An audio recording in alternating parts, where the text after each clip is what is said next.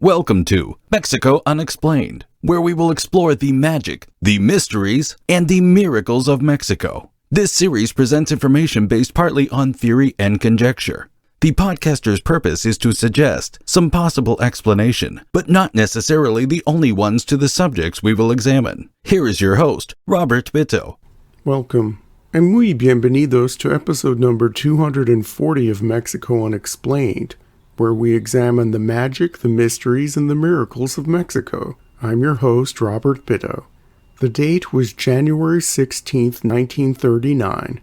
American archaeologist Matthew Stirling was excited to be leading an in-depth expedition to a little-known ancient city called Tres Zapotes, located in the Mexican state of Veracruz. This would be one of the 14 expeditions to different parts of the Americas led by Stirling, under a joint venture between the Smithsonian Institution and the National Geographic Society.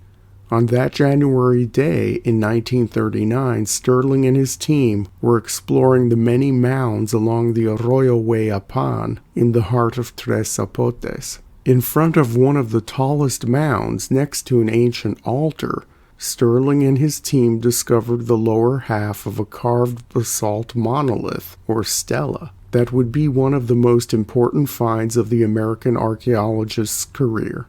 Known as Stela C, this carved rock had an interesting image of a were-jaguar on one side, which was stylistically similar to what was being found at the time at major Olmec sites. This image has been interpreted by archaeologists to be a symbol of a powerful king who ruled the city. On another side of the stela, Stirling noticed a series of bars and dots signifying a date that were familiar in the inscriptions of the Maya, whose heartland was hundreds of miles to the east of the site. He copied down the writing and took it back to the base camp to show his wife, Marion Stirling. Trained as an archaeologist in her own right and a constant companion of her husband on his many expeditions, Mrs. Stirling took to translating the date. As the top half of the stela was missing, and so was part of one of the numbers indicating the time period called a Baktun, Marion Stirling made an educated guess and came up with the date for Stela C. It read September 3rd, 32 BC. 30 years later, Mrs. Stirling's judgment was validated when the top half of the stela was discovered and the date was complete.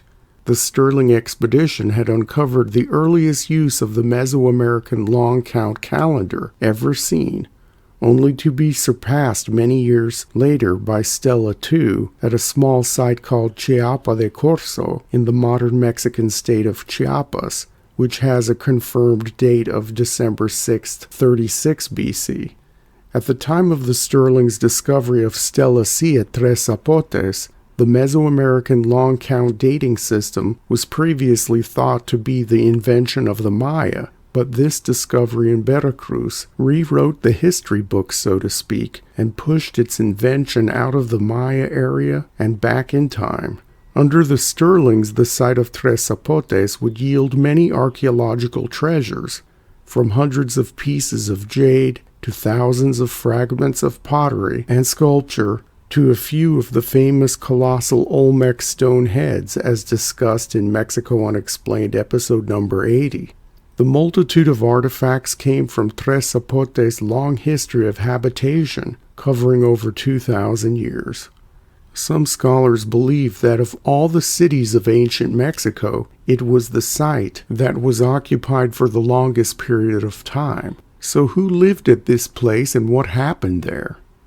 Located between the Tuxtla Mountains and the fertile delta of the Papaloapan River, the site of Tres Zapotes had immediate access to forested uplands and the swamps and streams of the broad Veracruz lowlands. The mountains nearby also provided resources, including stone for building and sculpture. The site had a fairly regular water source running through it, the Arroyo Hueyapan. The climate classification for Tres Zapotes is tropical monsoon, with an average daily high temperature of almost 78 degrees, so the area has a year-round growing season. The location of the site was optimal for trade, and the archaeological record supports the notion that Tres Zapotes traded with many different cultures from as far away as modern-day Guatemala across the thousands of years it was occupied. Archaeologists believe that Tres Zapotes was founded by the Olmecs around 1500 BC. It emerged as a center of power in the far western part of the Olmec homeland at around 900 BC, during what scholars call the Middle Formative Period. The first monumental buildings appeared at Tres Zapotes around 500 BC. The rise of this site began around the same time as the decline of the other major Olmec centers to the east, notably the cities of San Lorenzo and La Venta. It is unknown whether Tres Zapotes took on refugees from these failing cities, or if it just existed on its own and simply continued the Olmec traditions while the other sites collapsed. Archaeologists consider Tres Zapotes to be one of the capitals of the Olmecs, although the Olmec civilization appears to be somewhat like the Maya and little like the Aztec in that each city functioned as a separate political entity. There is even evidence at Tres Zapotes that the city was split among ruling families or other political factions. This theory becomes clearer during what scholars call the Epi-Olmec period, which seems to have been the heyday of the city of Tres Zapotes. With the other Olmec centers of power gone by about 400 BC, Tres Zapotes became the major political presence in what was then the traditional Olmec homeland. Over time, the culture slightly changed, and this is why scholars have classified this period as something new, the Epi-Olmec. In Tres Zapotes and the surrounding region, elements of culture under the new tradition became more advanced, and other parts lacked the sophistication of the older Olmec civilization. The advanced art and architecture of the Olmecs seemed a bit cruder during this Epi-Olmec era. This time, though, saw the flowering of the calendar system and Mesoamerica's first writing system. Although unrefined compared to the later writing systems of ancient Mexico, a basic hieroglyphic script called Isthmian, or Epi-Olmec, got its start in Tres Zapotes and the surrounding area.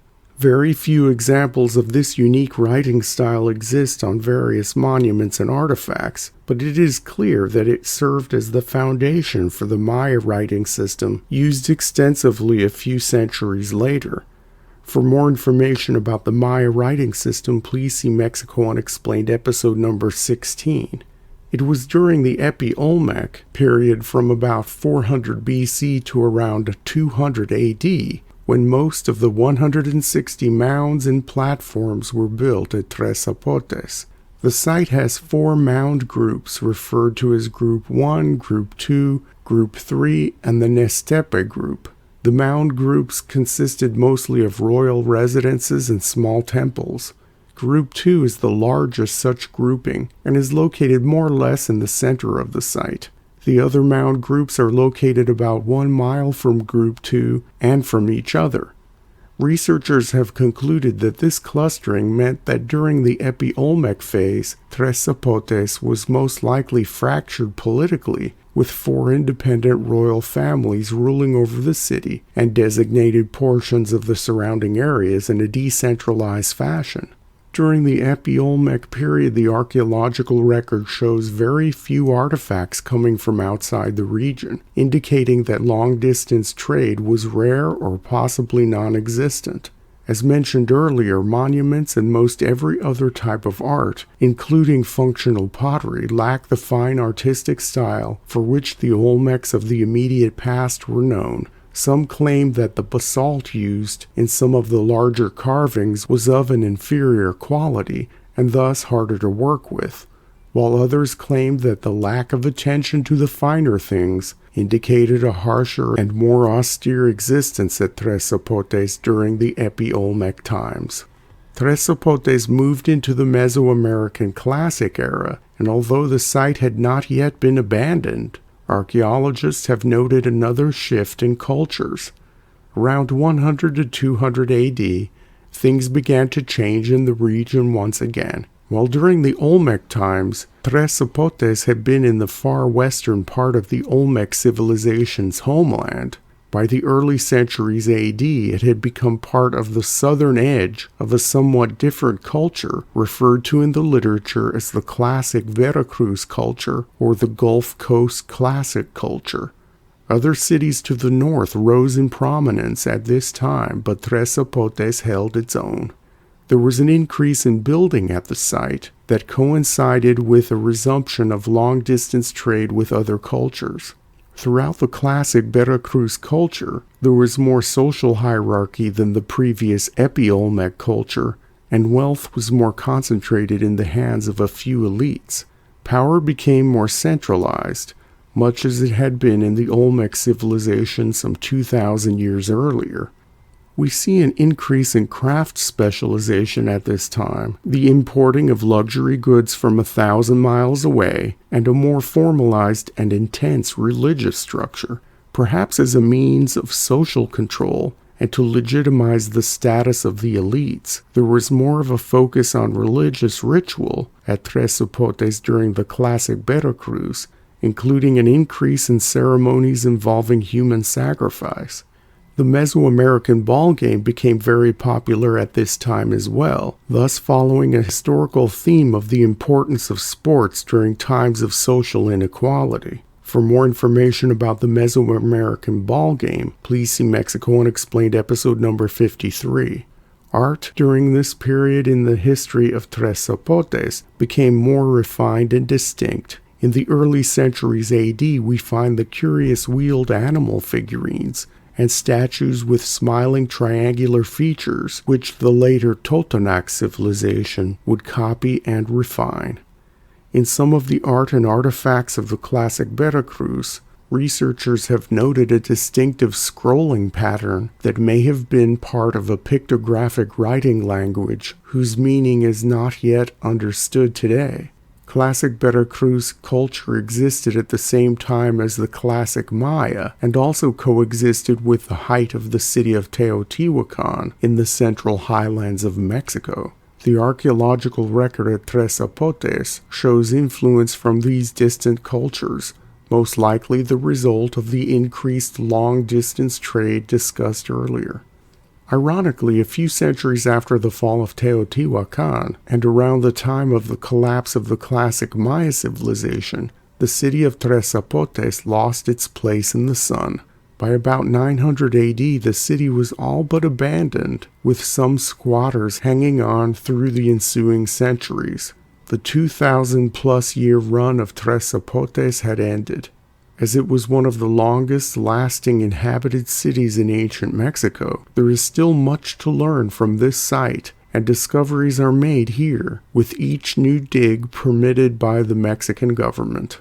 With such a long and intense history, Tres Zapotes still has many stories yet to tell. Thank you once again for listening to another episode of Mexico Unexplained. Remember to like and subscribe to us on YouTube and follow us on Twitter. Tell your friends by sharing these shows with others. Please go to our website, MexicoUnexplained.com, for references, illustrations, and for free access to transcripts of past shows. Please visit Amazon.com to purchase the books Mexico Unexplained and Mexican Monsters to get hard copies of the magic, the mysteries, and the miracles of Mexico. We appreciate your kind attention once again. Until next time, thank you and gracias. Thank you for listening to another episode of Mexico Unexplained with host Robert Bitto. For show summary, relevant links and commentary, please check out our website at mexicounexplained.com. Like us on Facebook and be a part of the conversation. Adios and hasta la vista.